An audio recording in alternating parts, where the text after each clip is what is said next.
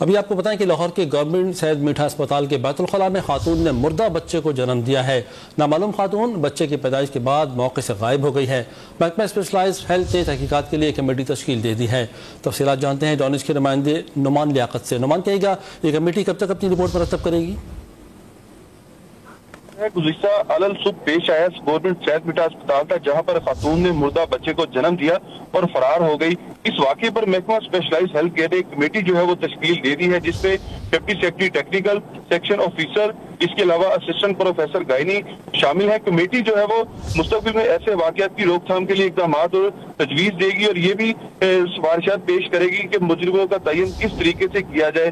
واضح رہے کہ یہ نامعلوم خاتون نے بیت الخلاء میں بچے کو جنم دیا تھا اور پیدائش کے بعد موقع سے فرار ہو گئی تھی، اور اس پر پولیس نے بھی کارروائی کا آغاز کر دیا ہے اور سی سی ٹی وی فوٹیج کے ذریعے بھی خاتون کو تلاش کرنے کی کوشش کی جائے گی، اور جو کمیٹی تشکیل دی گئی ہے وہ غفلت کے مرتکب افراد کا تعین بھی کرے گی۔ بہت شکریہ آپ کا نعمان لیاقت، تفصیل سے آگاہ کرنے کے لیے۔